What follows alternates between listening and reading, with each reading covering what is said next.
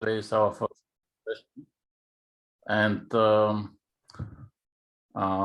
we're going to see tomorrow some examples from my own games, in which the topic will be in general how to create attack, and I will share with you my thoughts during my game, how I was taking decisions, and we will see different examples depending on when the king is castled. Okay, it could be, you know, that the attack would be against the king in the middle. Then you need one strategy. When the king is castled already, there is another strategy. And when the king is castled at the opposite side, it's also completely different strategy. So let me share now the screen, and okay, and I will show you the first example. Okay, this is one of my own games. Here I was playing with black pieces against a very good player from England. This tournament was played in London, I think 6 years ago. And I don't know exactly how advanced are you. I heard that you're a different level. So I hope that I will explain that way that everybody can understand, from the guy with the lowest rating until the guy with the biggest rating. And after e4, I usually go c5, although I'm trying different openings, but c5 is my main repertoire. And for those of you who don't know, this opening is called the Sicilian defense. By the way, maybe first we can have few words with you. So can you tell me a little bit, because you have plenty of people, more about you, and so I have some idea in general about your level and how to explain the things. So let's start with from the youngest ones. Who is the youngest? I think Samuel is the youngest. Yeah. Okay, Samuel. Hello. Can you tell me something about you? How old are you? I'm 9 years old. Okay, so what is your level in chess? How good are you? Well, I don't really know, but I've been to Greece, Zambia, and Ghana. To play chess? Yeah. Oh, so how did you do it in these competitions? Ghana and Zambia were the African youth, and in Greece was the world cadets. Okay, so how many points did you take on the world championship? Do you remember? Well, I think it was like 4 or 5. Oh, so this is quite good. So do you have a FIDE rating? Yeah. What is your rating? Well, for Blitz, I think it's 1,200, and for Rapid, 1,100. Okay, and you don't play a lot of classical chess, so? I don't know my classical rating yet, but I do have one. Okay, so I see that there's some guys my age or something like this, similar. Hello, guys. What can you tell me about your level? No, I don't know. Okay, I've been playing for about 2 or 3 years, and mainly haven't had too many lessons, but I'm about a 1600 in lead chess in rapid games. Okay. Don't play too much correspondence at this point. I just play about 15 plus 10. That's the time control I use. I've been having some lessons with Dia, and yeah, just every day I watch a lot of chess videos and do puzzles, and trying to get my rating up like everybody else does. So do you play some tournaments over the board or only online chess? Only online. I've actually never played over the board ever, really, which yeah, I've always, since COVID, I was just playing online. And yeah, playing over the board is more interesting, but of course, I don't know, is there any tournaments in your area in general, but it's more interesting to play with people you see, because online it's a little bit like a game, computer game, so it's a bit different feeling. All right, who else can tell me something? Arvind, maybe? Hello, I'm Alvin from the island of Mauritius. Oh, Uh, okay. Nice to meet you, Mauritius. I play chess in the family since the last 30 years. And I play in a club, so I'm at club level. So I normally, with white, I play d4. And with black against e4, I play the Scandinavian defense. That's my repertoire. So you have been playing tournaments, yeah? I've been playing club tournaments, yeah. Okay. Yeah, I met some guy from Mauritius now. I was last month in India, the Chess Olympiad, and there was also yeah. The team of Mauritius was in my hotel actually, so I had a chat with a few of the players. Yeah, and last year the vice president of FIDE, Nigel Short, visited our island. Oh yeah, I know that he likes to travel a lot. Yeah, Nigel Short. Yeah, he goes in every country where he can. Yeah, I hope someday I can also go to. But do you have some tournaments in Mauritius or not? Not so much, huh? Yeah. We do have. Okay. But not FIDE rated tournaments, but it's national rated tournaments. We have our own national rated tournaments. So, are there a lot of chess players over there, or is it popular? We are a bunch of 50 players, but it's quite popular in school, in colleges, where we have inter-college and inter-school championship. It's very popular at school level. Okay, good. Nice to see. Okay, so how about Ruan? Ruan, what can you tell me about you? We don't see you. But... I've been playing chess for about 2.5 years. And I like being quite aggressive in chess. Okay, so what is your rating? Do you have some rating, or what do you think is your... I don't, for FIDE rating, I don't have one yet. I play in FIDE tournaments, but I was very bad at it, so I didn't really get any points. Okay, and do you play a lot of online chess? I play a lot of online chess, and I also sometimes play on the board chess in some tournaments. This is good. Where do you live? In South Africa? Yes, I live in South Africa. Okay, and who else? Who else hasn't said anything? There was one more guy, but he left. What happened? No. Ferial. Ferial, can you tell me something about you? Hey, sorry. I think I'm in the middle of load shedding here. I'm South African. My name is Zaim. It's my mom's account. You can call me Z if you want. I'm probably the worst year. I have a 500 rating. Been playing for 1 year, and haven't left the country at all. Just kind of been going against other schools and played Western Province trials at one time. Okay, so yeah, there I see that you're a little bit different level, but okay, it seems most of you are not that experienced. Okay, so I will try to explain the things a little bit more maybe in depth so you can understand everything and every move which I show. Okay, so for those of you who don't know a lot of the opening theory in general, you know that in the beginning there are different kind of openings, and basically there is no bad opening if you know the ideas. Even the strangest opening, like okay, let's say you can play b6, which is not the best move, but still, if you know what to do and how to develop after this, you can get a decent position. So what is the idea of the move c5? It looks a bit strange. I know that especially the club players, they usually start with e5 or e6 or d5 because those are the central pawns, and we know that in general we have to push the central pawns so we can open the diagonals for the bishops to move faster to develop.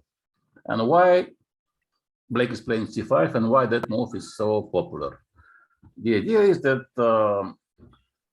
here there is in the beginning this fight for the center, the struggle for the central squares.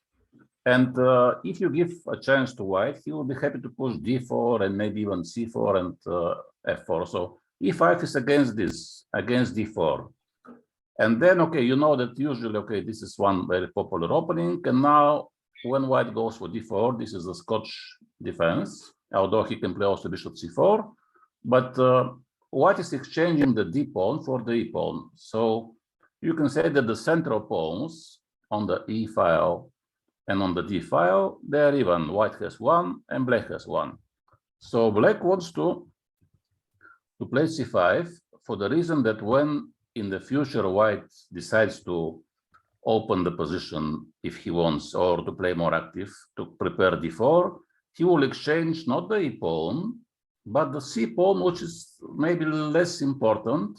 So he will keep two central pawns. And now we divide the Sicilians. There are many, many different lines in Sicilians. This is probably the most complicated opening because black can play e6, d6, g6, knight c6, even a6, and every move has different idea. So white, in order to enter into Sicilian, he must know really a lot of things. Okay, usually I play knight c6, so I keep the options to push both e6 or e5 or d6 or d5, depending on the situation, and I prefer to develop this knight.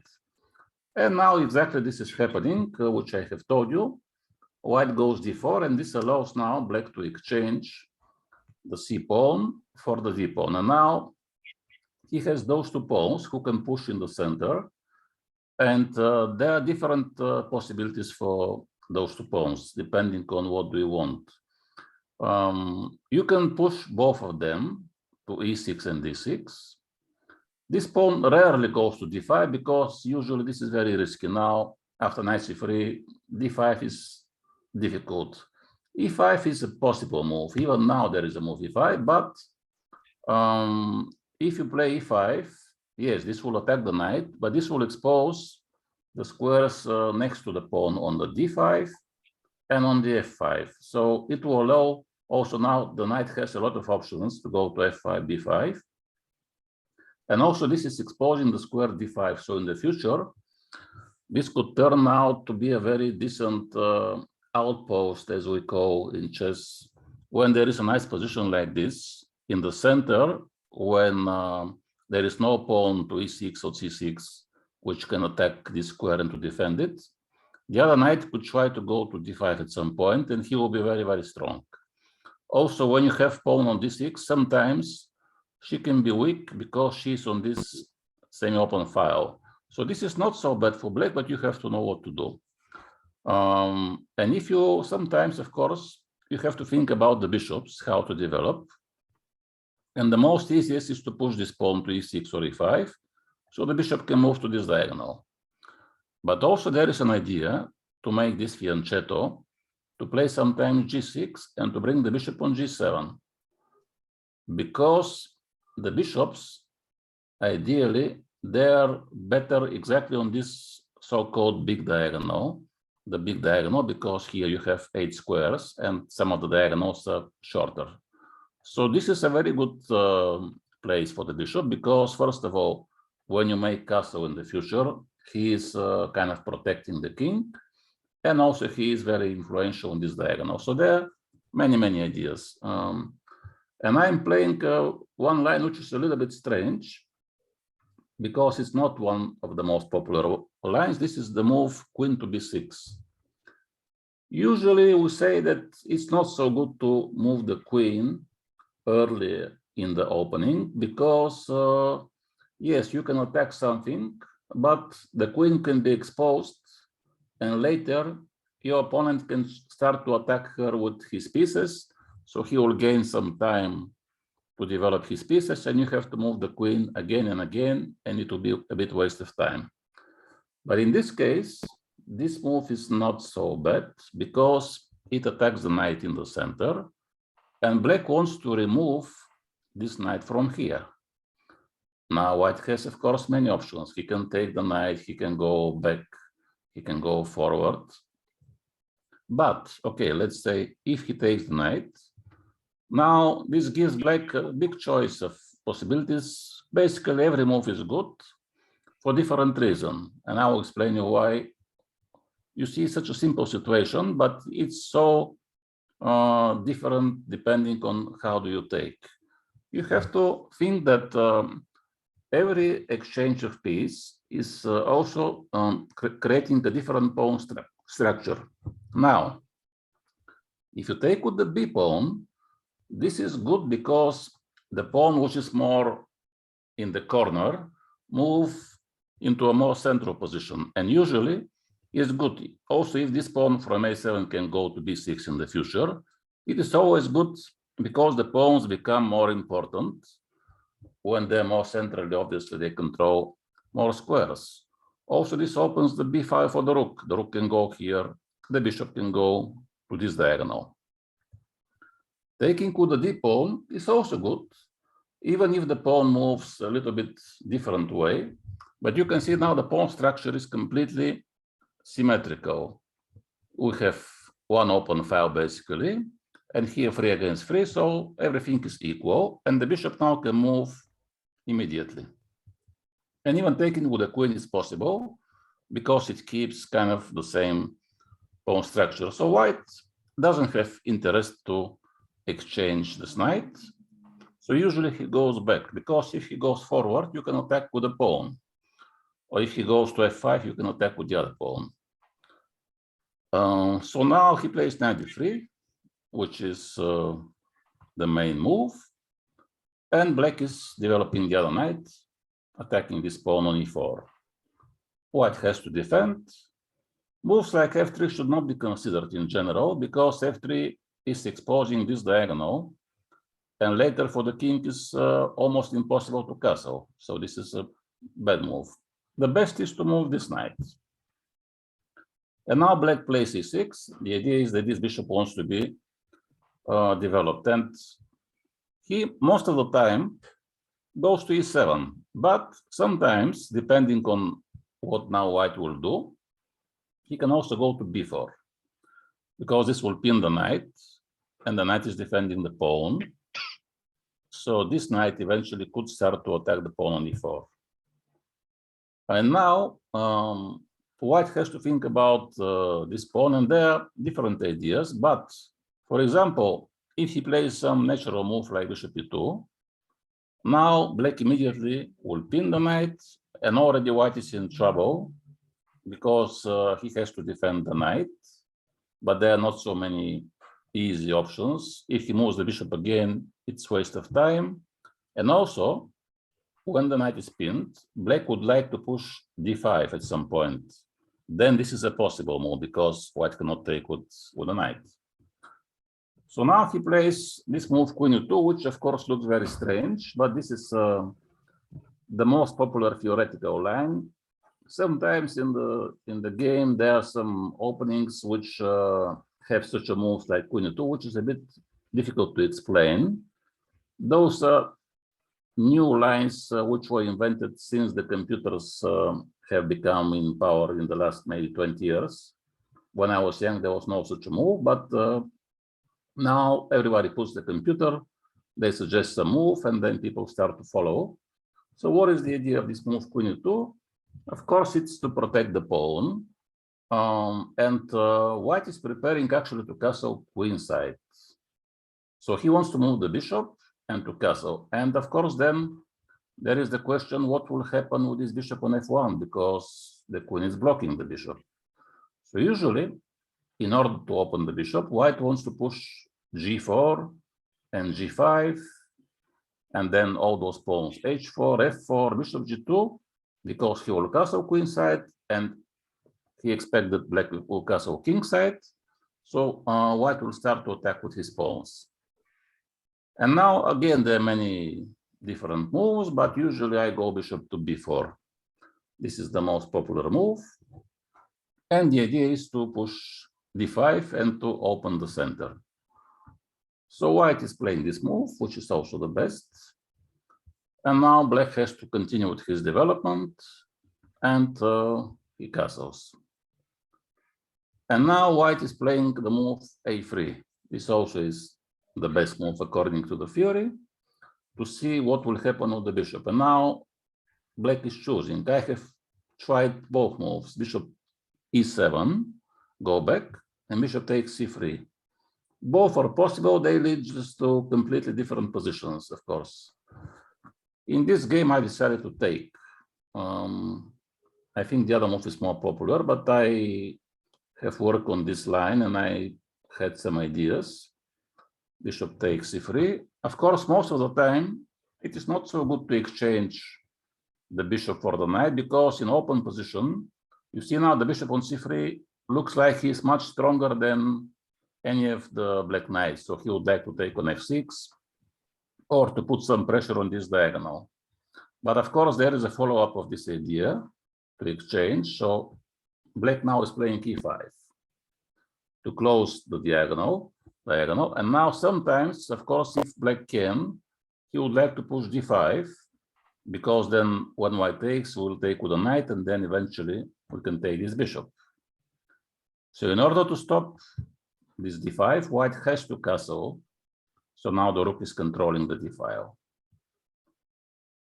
And now d5 is not easy to be prepared immediately, but my idea, which I think at the time was almost a novelty when I started to play, it was to prepare d6. So now I don't need my queen on b6, because this knight is defended, the pawn is defended, and when the king is here, in order to try to prepare some counterattack, I would need those two pawns, the b pawn and the a pawn. So I would need to push them forward. But the queen is in front of the b pawn. That's why I go queen c7. Mainly to help for the move d6, and then I can move the bishop to e6 and to prepare d5, but also to prepare this b5 and a5. And here the game is very complicated. White now has to start his attack on my king as well, because otherwise black will start after a few moves. So he plays g4. I think this is the best move for white. The idea is to play g5 to remove my knight, and also, of course, to open this light square bishop to be able to go somewhere. Now I go d6. Meanwhile, the bishop is attacking the pawn. And here there is some kind of small trap, which, okay, I will just try to see if you can see. I'm sure that some of you will see very easy, but I just want to see the other guys who are not so experienced. What do you think about the move bishop to g4, which looks like he's attacking the queen and the rook? Do you think it's good to go here, or is better to move the knight somewhere? Or maybe knight g4, or maybe knight somewhere else? What do you think that black has to do? And I just want to start maybe with the youngest guys. Let's see what they think. Okay, of course you can think. Take your time and tell me, what do you think that black has to do? If black plays bishop g4, then white will just play f3. Okay, so this will be not so good, because after f3, this is actually a double attack. The knight is attacked and the bishop is attacked, so of course it would be a mistake. Yeah, that's why black has to move the knight, and I go knight d7. And my idea is for this knight to go to c5, but not only to c5, but even to b6. And I prefer actually b6. I have played many games in this position already, and I always go the same route, knight d7 and knight b6. So now white is moving the queen. Actually, he wants to prepare f4, and he wants to stop knight c5. Okay, I just go now knight b6. And this position is very interesting and complicated, because everyone has his chance to attack the king. And my plan is very simple. I want to move the bishop to e6, and then either d5, either knight a4 or knight c4, or I can start to push a5, a4, rook c8. Of course, black is trying to attack on the queen side, white on the king side. Now my king is a bit exposed, you can say, because you see all my pieces are far away.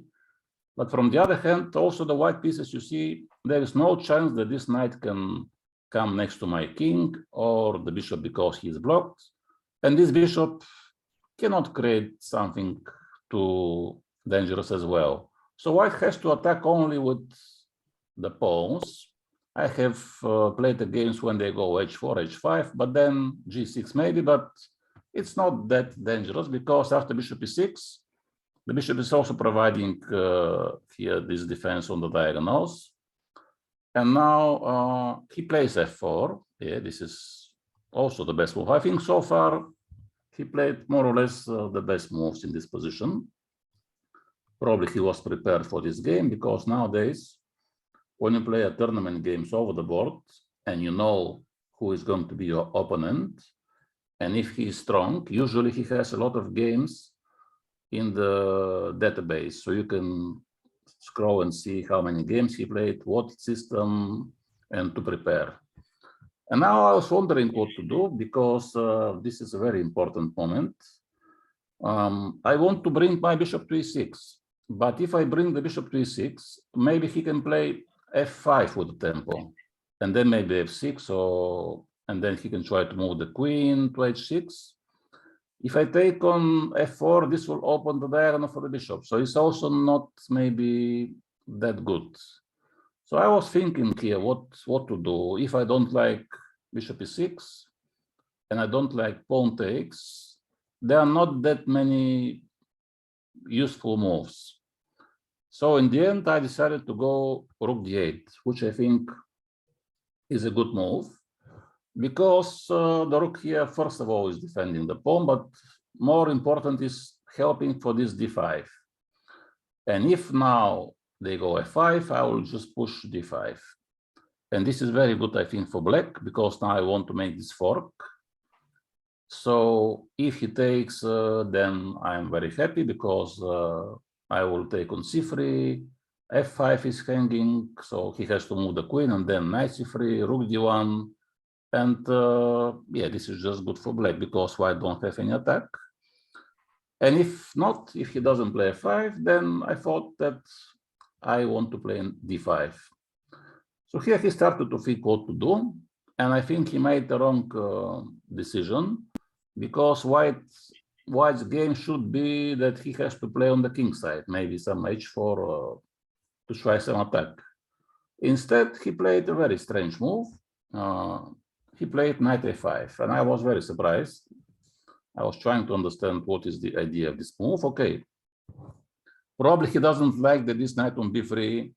You can see that he doesn't have many options, and maybe if I move the bishop to e6, he was afraid that I can take, and then yeah, maybe something, his king will be more exposed. But from the other hand, my knight on c6, also there is a little chance that I can improve it. Okay, now I started to think what to do. Again, taking on f4, I don't think is good because then it opens the diagonal for the bishop, and then he can start to push the h-pawn. So I want to keep my pawn here. Taken on a5 is okay, but then he will pin my knight. And it's not that easy to find what to do because I don't have a6, I cannot push those pawns, I cannot move the knight. So I was not sure that this is good, and I was looking again for some useful move. And in the end, I came up with the idea just to develop the bishop to d7, because I think this is a useful move. And then I can bring this rook to c8 and to start looking for some attack on the c file. And now he played this move, which I think already is very bad. Okay, knight a5 is a suspicious move, but rook e1 is just, I don't have any idea why he's playing this move, rook e1. And he's a good player. He has 23-11, so I don't understand. This rook was so good on d1 against my pawn, and this is one of the worst moves in this position which you can think, unless of course you make a blunder. And I don't really know what is the idea. So here I felt, okay, oh, this move is strange. So I have to already start to think not only how to develop and make useful moves, but to start to take the initiative. And again, the same thinking like as before. I don't want to take on a5. I don't want to take on f4. So I was thinking, okay, now this knight on b6, can I just go to a4? Because this will put pressure against his bishop and against his knight. And I think this is the best move. And his knight is hanging, so he doesn't have a big choice. He has to take. And now I was wondering, I can take with the bishop, which is good. With queen also is looking good because there is more pressure on the bishop on c3. With the pawn, I don't like that much. I think in this case, yes, from positional point of view, you can say the pawn is moving towards the center. Then you can prepare d5, you open the b file. But I think the c file is more dangerous because the king is there. The c2 pawn is not defended. So we have to keep it open. And the best is with the queen. And now simply black would like to take on c3 and to destroy the pawn structure. So white is moving the bishop. But this is another passive move. So you see white is going backwards and black starts to go forward. This is very important. And this is the easiest way to realize in your game who is having the initiative. If someone is only playing forward and the other guy is defending, it's clear that what is going on. Now I decided to take on f4. This was not an obvious move, taken on f4, but I wanted to improve my bishop to go to e6. But then there is always f5. So then what? You have to go somewhere here, but it's not that good. So since the bishop is not on c3, and he is not a threat for my king, I was happy now to take, so I can provide now this very nice diagonal for the bishop, defending f7, controlling this diagonal. Sometimes you can go to b3. If he moves the bishop somewhere, maybe you can go queen c4, queen a2. So he has to stay there to defend. And already, you see now, we have opposite castles. My king is still not defended very well, but his pieces are not developed. And my pieces are actually closer to his king. So you can say that now black is having the initiative. I think even I have better development because I have a knight here, the queen, the bishop, and he has only one queen. The rook is also passive. So I need to bring my rook to c8 to finish my development. And then I have those two targets, c2 and b2. So I have to find a way to attack one of them. Usually, you try to attack the weakest point. You look which pawn is less defended, and or she cannot be defended that easy, and you try to attack exactly this pawn. Now he's moving the king away from the c file, which makes sense, and now I move my rook to c8, and he finally is also developing his bishop to defend on c2. And this position looks like it's, you can say, equal. Both players have developed their pieces more or less, and now both can try to attack the king. White maybe wants to play h4, h5, maybe h6 or g6, and to attack the king. Black can also start to push the pawn, probably. This is one possible plan. Another plan for black is to start to attack without the pawns. This actually is very interesting sometimes to try to imagine which plan could be more dangerous for your opponent, especially in this situation when we have castles at the opposite sides.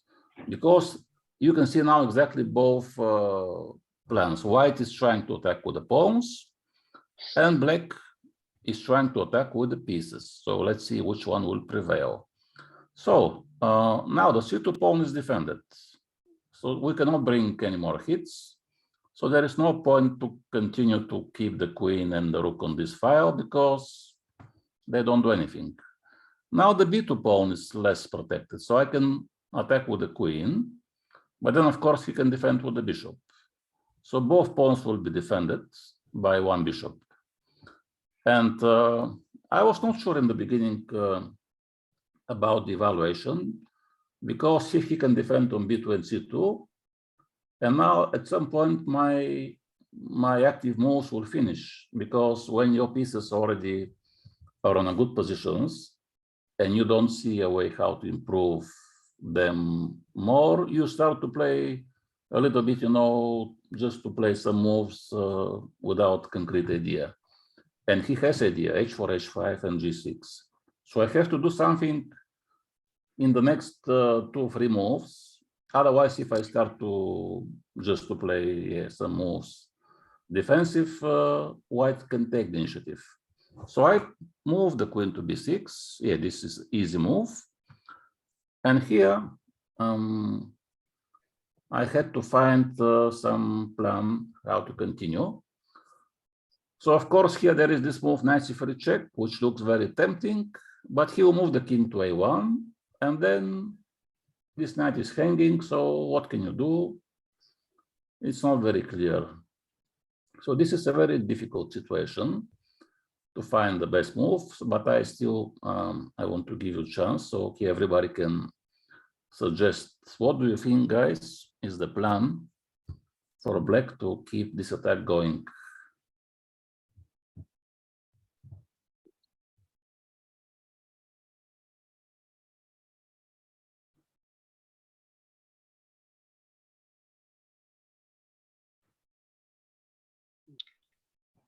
I can perhaps say we can, sorry, black carry can on. do a rook lift. I was saying, Marian, black can think about a rook lift from rook c8 to rook c6. Okay, and then to double the rooks.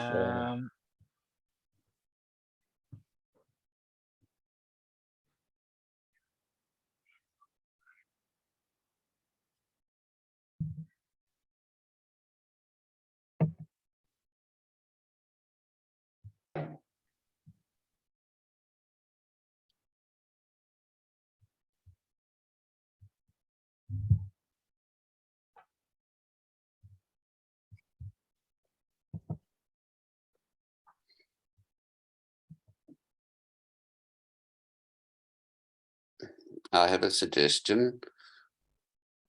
Yes. What is? How about moving the knight to c5?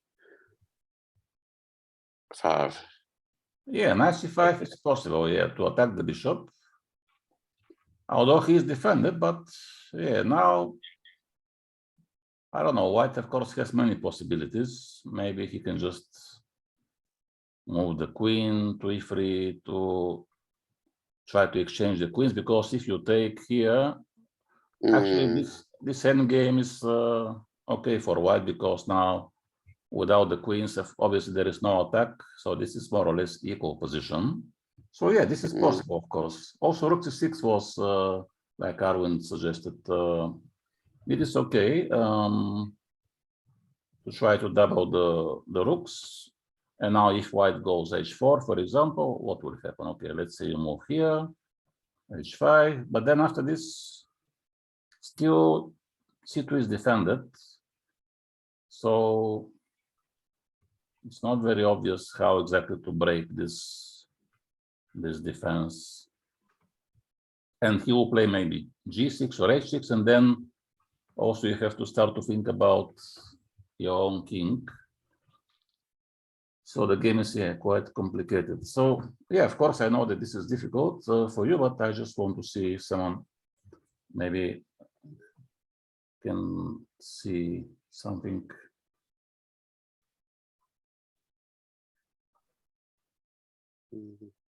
Okay, this check with a knight, we said that maybe it's not that good, because now there is no follow-up. Ideally, we have to bring the queen here, but there is no easy way how to go to b3 or somehow to move the queen there. But actually, when I make when I have made this move with the queen to b6, I already had an idea in my mind, which I thought it's very good. And this was not to move the knight on c3, but to make this move with the rook to c3. Because first of all, of course, the pawn is pinned, so he cannot take. But also more importantly, I want to take on a3, because still the pawn will be pinned. And sometimes we were thinking that when the king eventually goes to a1, we have to move, because we have the bishop, so we can try to move the queen on this diagonal, but he has the pawn on c2. Okay, so in this situation, can you suggest what kind of combination black can make in order to deliver a checkmate with the queen on a2?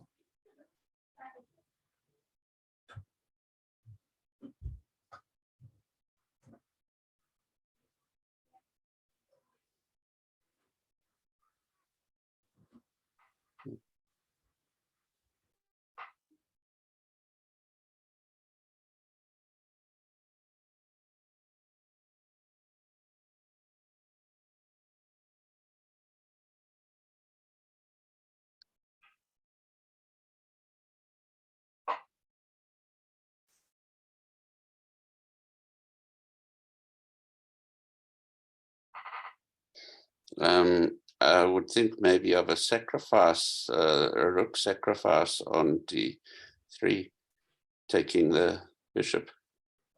Yes, and when he takes,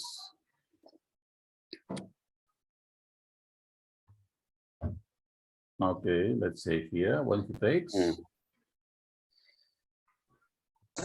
then we have the ability to go queen to b3. yes, this actually is very clever. Well done. This is the best move.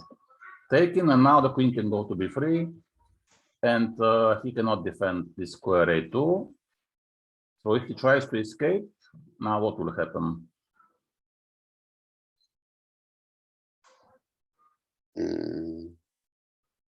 I think this would be the time to move C1. knight. You go rook c8, I guess. Yeah, both moves are possible actually. Knight c3, check, and rook c8. I think both are leading to a checkmate. Rook c8, yeah, you take away this square, and then he cannot stop this mate. And of course, knight c3 is also the same. You just give check, and then he has to go back, and then queen a2. So this was one of my ideas. Of course, when I played rook c3, and I was thinking, okay, now I'm attacking the pawn. So how can he defend the pawn? If he moves the king, this is the option which we have seen. Then black takes here and wins. And there is no other way. The king has to stay on b1 because it's mate. But if he stays, I will just want to take on a3. So the bishop has to stay to defend b2. Or if he plays b3, what do you think now black should do?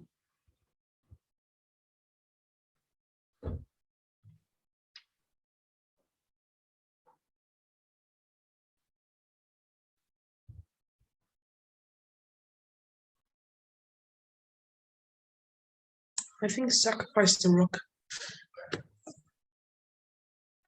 Yeah, rook b3 or rook d3? With the pawn, b pawn. Yes, b3. this looks like a good move here, because if he takes, now what? Now you take with the queen. Yes, and he has to go here, and then it's a checkmate. So yeah, b3 is not working. So more or less the only move which I was considering for white in order to stop rook a3, because if he plays a move like this, and then you just take, and then it will be a checkmate with the knight, which will be quite beautiful, yeah. But the only thing which he can do is to attack my queen. A2. So he has to, but not with the bishop, because he's defending. So he has to play queen e3. This was what I was thinking. And in the beginning, I was a bit discouraged because I thought, oh, now my queen is under attack. If I exchange the queens, then this is just totally fine for white because my rook is hanging and I have to go back. Rook a3, unfortunately, is not working because when he takes the queen, now already this pawn is not pinned, so I cannot just give mate. I have one check, but after this, unfortunately, here black is losing because I will lose the rook. So there is no force win. But I figure out that I still have a very strong move. So let's see if you can find now how to avoid the exchange of the queens and to continue with the attack.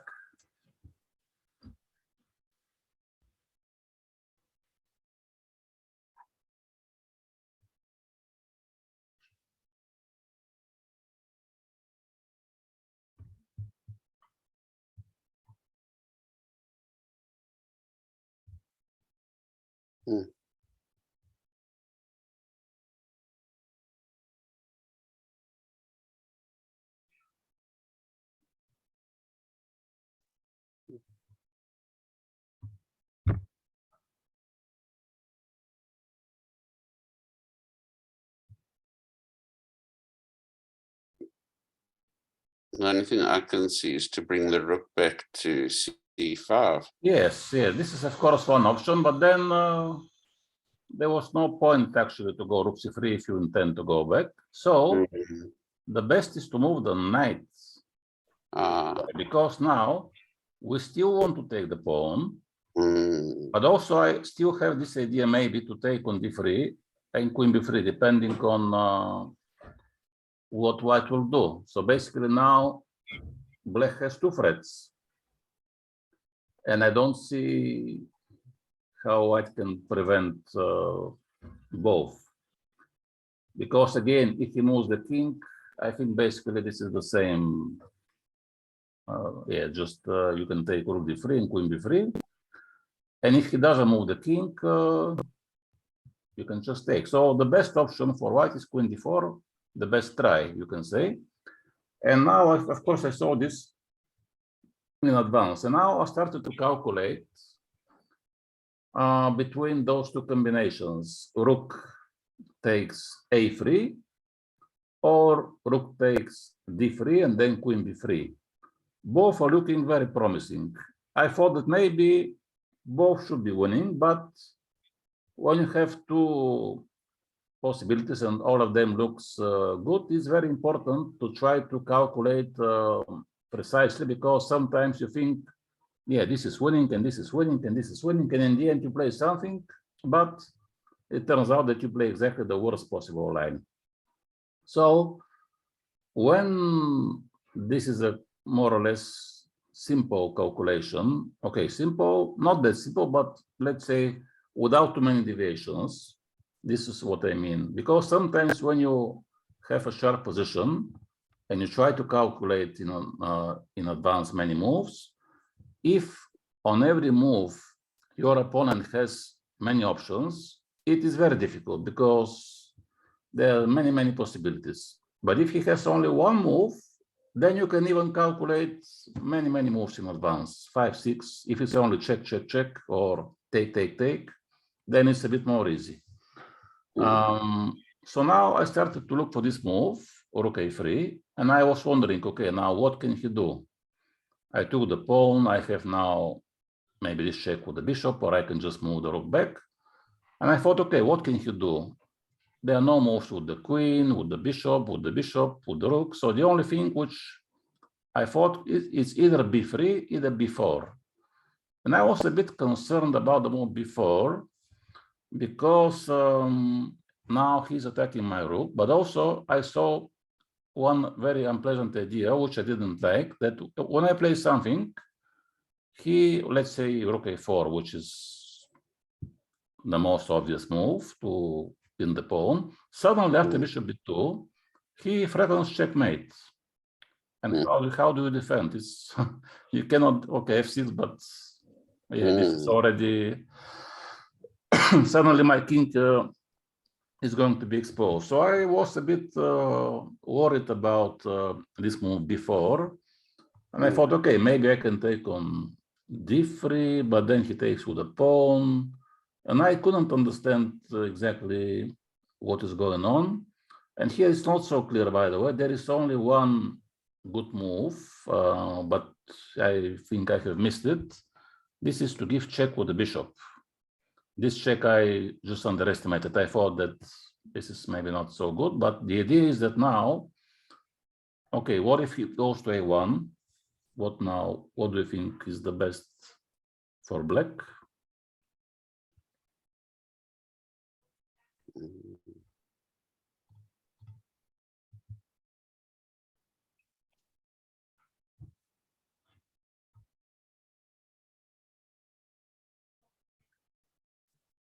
He will have to make one small combination and to try to win his queen. Yeah, knight to b3. Yeah, knight b3 is one of the possible moves here. Yeah, check, and he has to take the knight, and then queen d4, and black is winning. So for some reason I have missed this move bishop a2 check.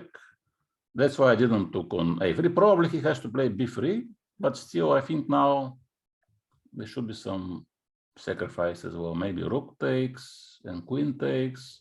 It looks very dangerous. So it was winning, I think. But I saw another win. That's what I told you, that sometimes you see two wins and you have to just to pick which one is more simple. Usually you have to pick the most simple line, because the more complicated, the more chance that you have maybe missed something, and then suddenly it can become unclear. So I decided to take on d3 because I could calculate more easy. Because now you take on d3, he has only one move, which is good. Now I move my queen to b3. So in the moment, I'm not threatening checkmate, because if I give check, he can escape. But I thought, okay, now I just want to keep his king here to bring the rook on c8, or the knight to d3, or the knight to a4 to bring more pieces. So how can he eventually try to defend the king? Both rooks, they're completely useless. They cannot help with anything. The bishop also cannot do anything. So basically, only the queen can do something. But what she can do? She has to go to c3. This is the only move which I was analyzing, because all the other moves are simply waste of time, and yeah, they don't help anything. So I have to figure out what to do after queen c3. Obviously, I don't want to exchange the queens, so I have to give the check. And now it looks like white will escape, because the king will go that way, and then why did I sacrifice the rook? But I saw the follow-up. Okay, so this move was forced. Take here, he takes with the pawn. He plays here, this is the only move. He plays here, this is the only move. Now I bring my rook to c8. So the idea is simply to move the knight, because the bishop is defending the rook. So I thought, okay, how do you defend now the king or the queen? I want to just play the knight, and then you lose the queen. So now he cannot move the queen, because any move with the queen, first of all, there are not so many, and always knight b3 or knight e4 or knight somewhere, it will be check, and then very dangerous. So what else? If he cannot move the queen, he has to move the king. But where? If he goes to d2, I just play knight b3 check, and still I take the queen. So it's not working. He has to go to d1. This is what he played. King d1. Okay, now, what do you think is the best? Already there are many, I think, good moves for black. But what do you think will be the best option? Bishop b3 check. Okay, bishop b3, but then he moves the king on e2. And now what?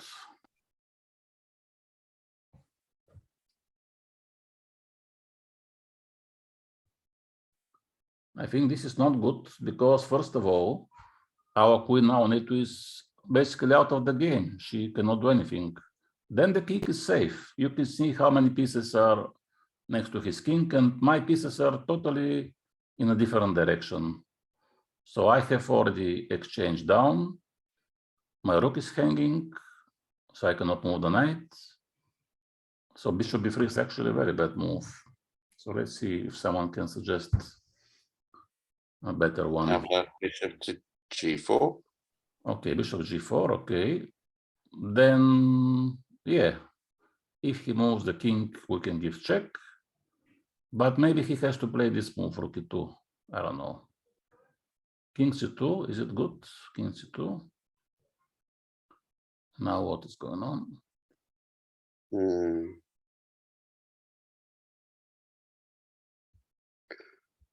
Yeah, now we can pin the queen to the Yes, king, we just can move moving the bishop. We can move the knight somewhere. Me the knight, yeah.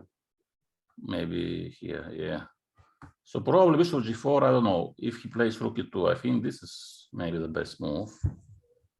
Because if you take the rook, then I think white is okay. Because again, my queen is a bit in a bad position, and he has a lot of defense for his king.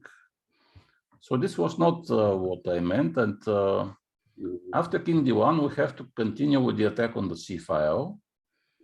So we have to move this knight. The question is where? We can take on e4, by the way, because both the knight and the rook are attacking the queen. So if he takes the knight, we take the queen. But even better is to play the move knight to b3. Because now I want to take not only the queen, but I want to take the bishop on c1 if he moves the queen somewhere. And there are not so many squares for the queen because almost all of them are taken. So now what to do? He is moving the queen to b4. And now there is, of course, rook c1, but also there are even some better moves. So let's see, can someone find how can black checkmate in 2 moves in this situation? So we are looking for mate in 2.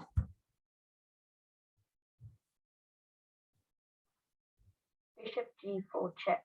Bishop g4.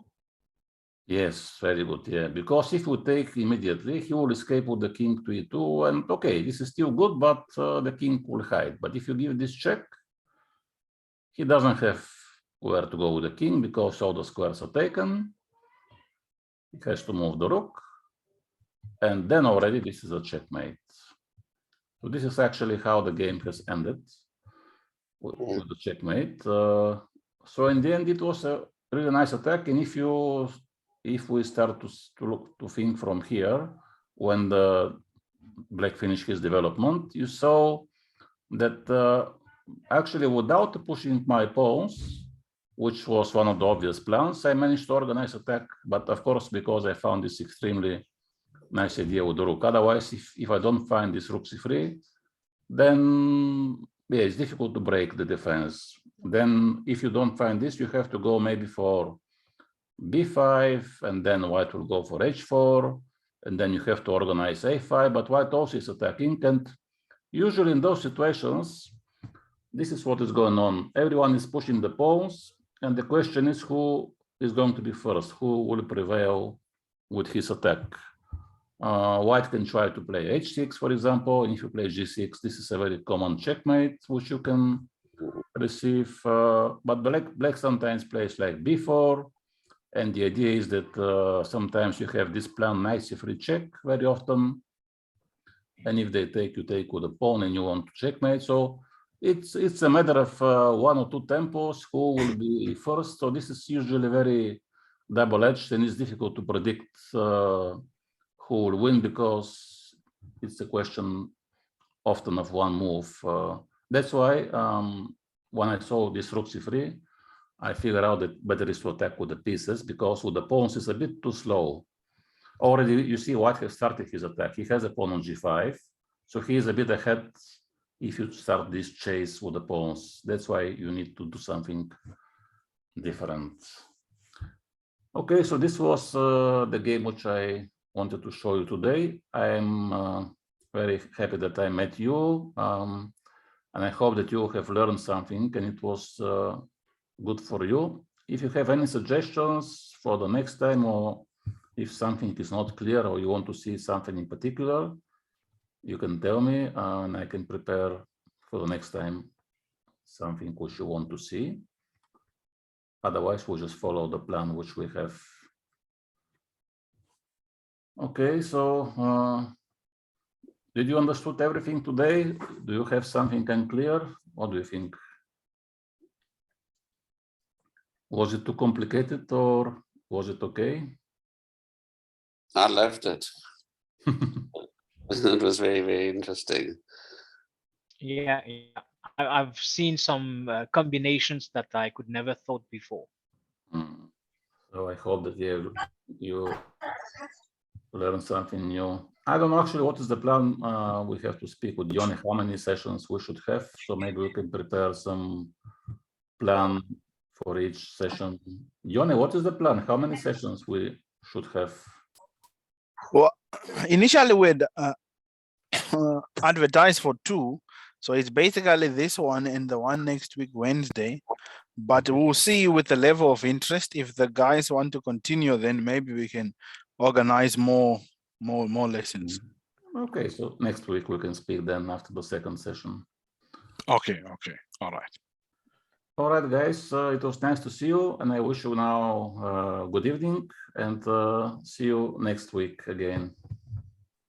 Thank you so much. Thank you, Marian. Okay, bye. Thank you very, very much. Okay, bye-bye. Thank you, everyone. Bye, and have a good night. Yeah. Bye.